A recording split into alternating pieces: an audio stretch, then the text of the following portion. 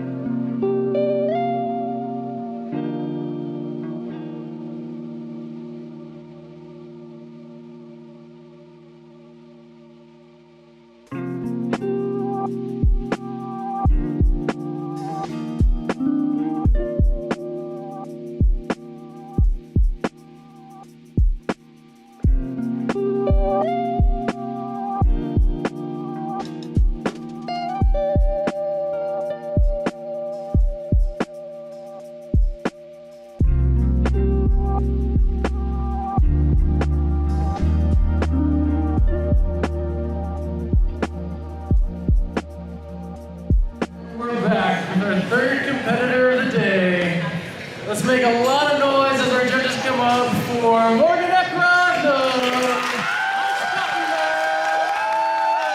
Let's make some noise.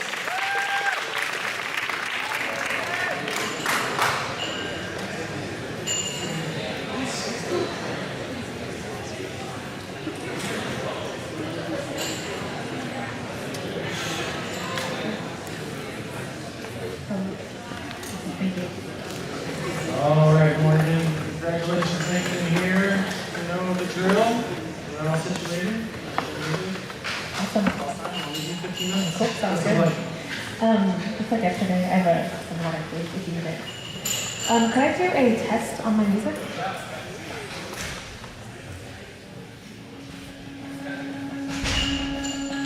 That sounds great. Let's start it over from the beginning.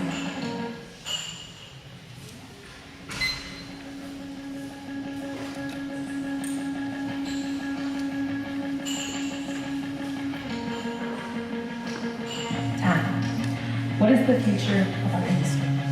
It's a question I am sure you have all heard before, but I believe that each one of us, myself included, would give a different answer. However, I also believe that when you boil all of those answers down to their simplest form, there is one consistent thread, and that is that we want others to care. To care about producers, about the cost of coffee, the treatment of baristas, and the innovations that we say will drive this industry forward. But today, I don't want to answer what the future of our industry is. I want to instead address how we can move others to care so that there is a future. I believe that we as people are rarely motivated to action through facts alone. It is instead the application of those facts into human-centered stories that move us to care. We know that coffee is nothing if not the culmination of many stories, and the ability to tell those through exceptional beverages is what my work as a barista distilled down to. So with that being said, get comfortable and let's get started. Now, in sharing this coffee with you today, I could, of course, say that it's a Gesha variety from Panama that underwent anaerobic natural processing. It would be accurate, yes, but it hardly gives you the full story, as this coffee began long before its seeds were ever planted. It began in 1926, when Carl Jansen fell in love with Panama, and later he began the country's first automated dairy. Now, it wasn't until the 1990s that his sons founded what is now Jansen Coffee, driven by their father's legacy for quality and love of the land.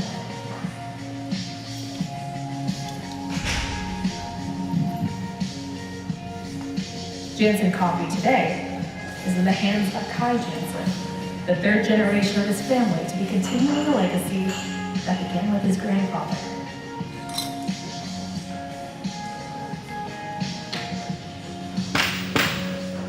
Now, hidden away on the slopes of Volcan is Los Alpes, and on the Talamanca mountain range, grown at over 1,800 meters above sea level in rich volcanic soil. If you were to walk through this coffee field during flowering, you would be greeted by a perfumed aroma of jasmine and citrus blossom, an iconic trait of the Gesha variety.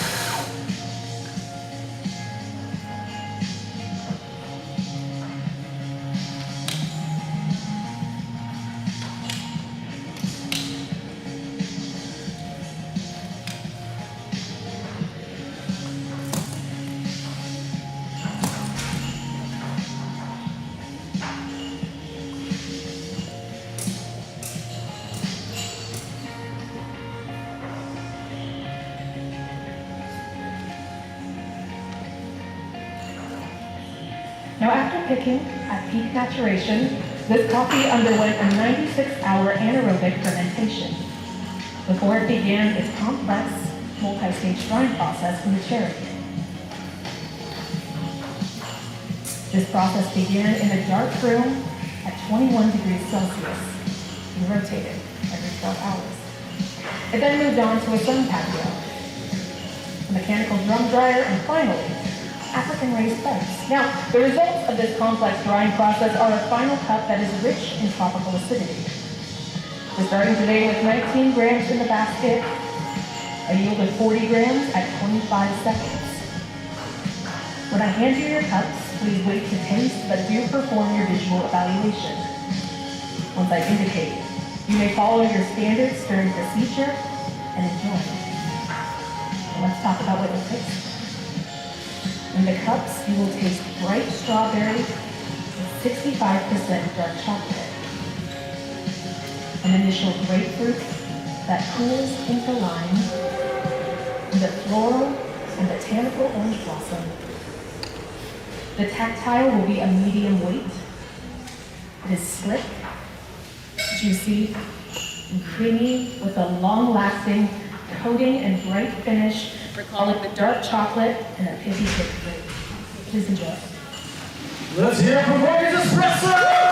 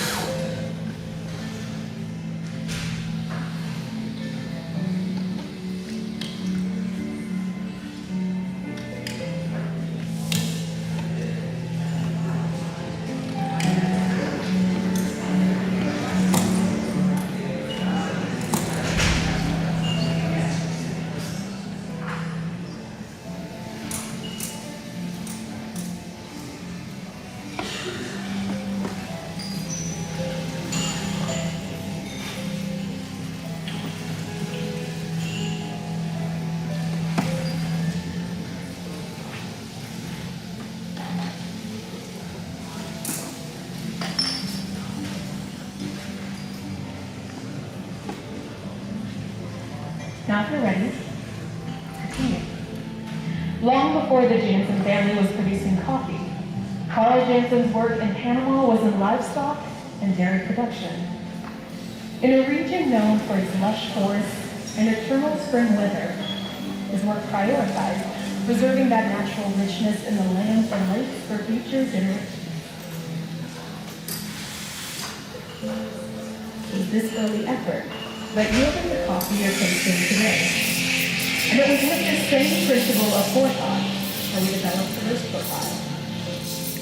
Now, this coffee was roasted in 600-gram batches with a drop temperature of 188 degrees Celsius at 9 minutes and 20 seconds. Through this, we were able to open up those sweet and berry-forward flavors you tasted earlier. However, compared with milk, this coffee also exhibits uniquely rich and confectionery notes. Once more, I ask that you please wait to taste, but do perform that visual evaluation.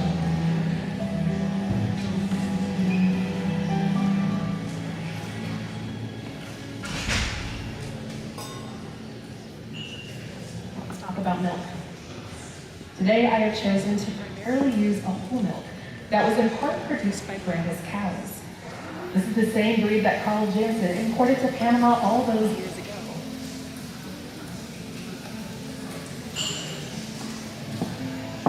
I've chosen to freeze distill it down to 40%. And then I added 25% coconut milk by weight, which helps retain that delicate tropicality we just tasted.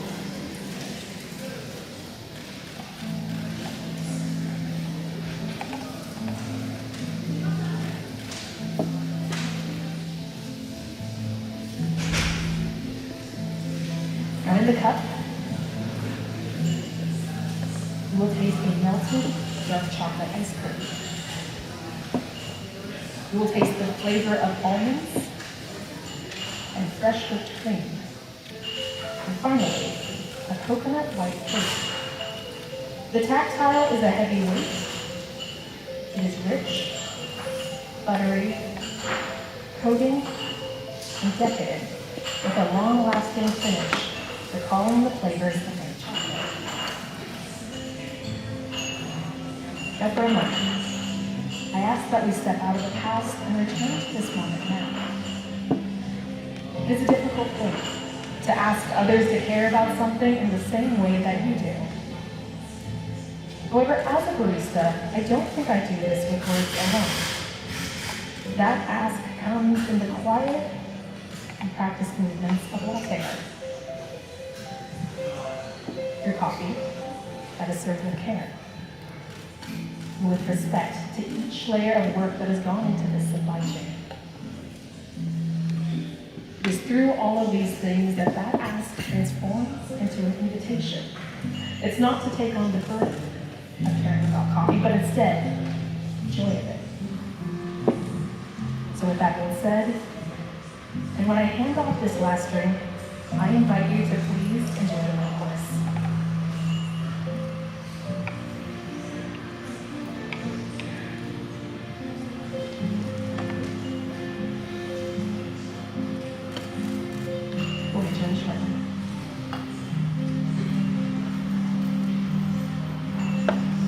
Let's make some noise for Morgan's Milk Course!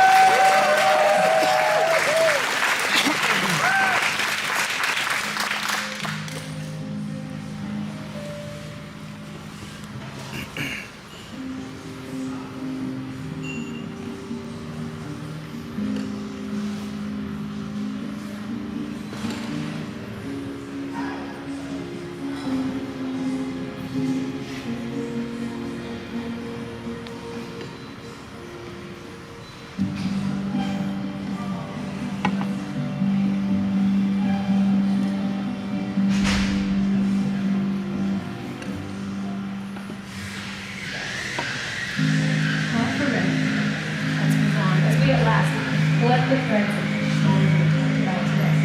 So, foundation for our last course, we're beginning with 80 grams of chilled espresso. Now to this, I'm adding 1.5 grams of soy sulfate powder. This ingredient, when emulsified into that espresso, will create the flavor of cream soda, along with a uniquely buttery tactile, recalling the dairy origins of Jansen coffee.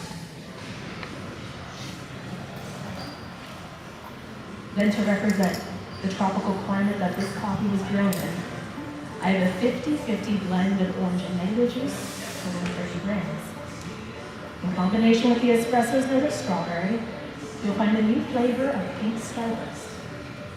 I then have 10 grams of lime juice.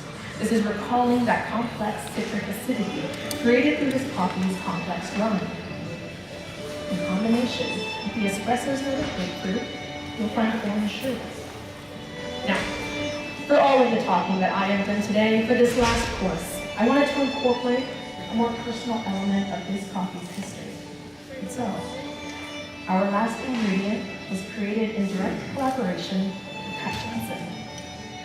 After roasting, I returned a portion of the coffee to him.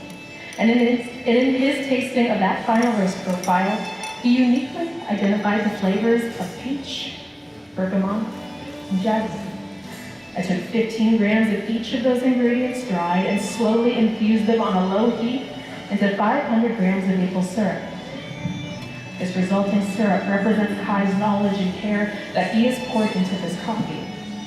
And that 25 grams, in combination with the espresso's note of orange blossom, will create milk chocolate. Now the last step today is to emulsify all of these ingredients together through the use of nitrous oxide, which further enhances that buttery tactile and weight. I ask that you hold on tasting as we perform your visual evaluation.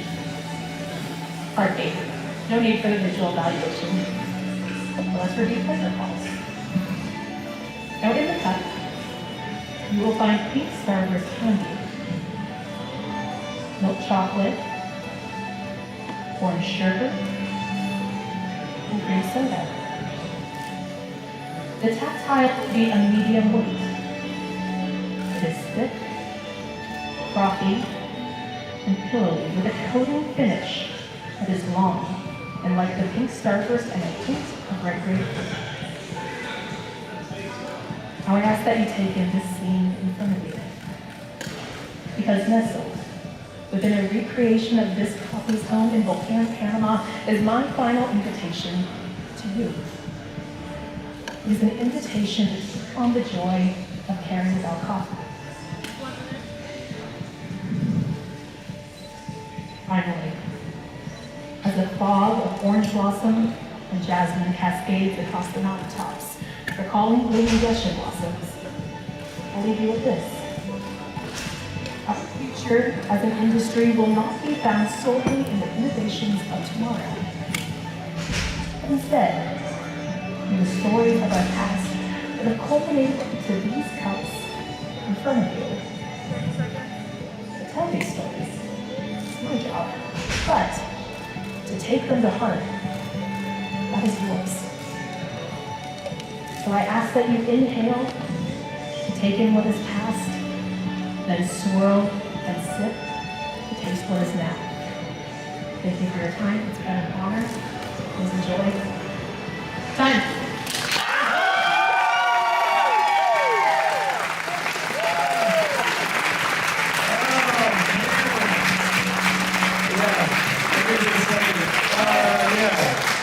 What an incredible performance. What an incredible journey. It's been such an honor watching you from the very beginning. With you and your mom or coach in the beginning, just to see your transformation and your professionalism, like, look past what I could aspire to. So, yeah, incredible job. This is your third finals? Third finals. Yeah. Back-to-back finals? Back-to-back finals. That's hard. It's so hard. So where do you find inspiration to just keep the gas on and recreate yourself in such a quick turnaround time? Yeah. How the freak do you do that? Good question.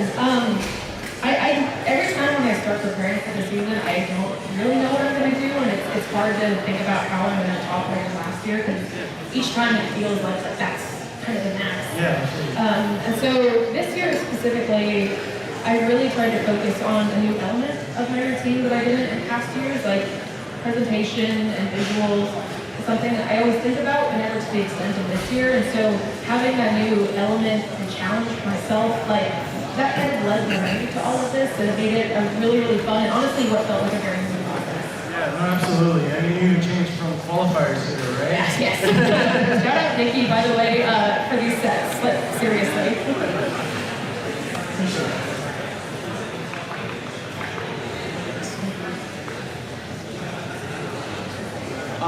Yeah, seeing the transformation from qualifiers here was like incredible. It takes a lot of people to do that, to pull this all together. Who would you like to thank? Give some shout outs to. My family, of course, who are here somewhere, which is super cool. Traveling from Portland and the Corvallis area. The entire Onyx crew, this has been a really big competition season and also like definitely weekends as well for all of us. And like everyone has held it down and done such an incredible job. And yeah. Well, once again, congratulations on being on the stage. You've done an amazing job. Can't wait to see where it goes. Let's give a round of applause one more time. American Extras of Onyx Coffee Lab.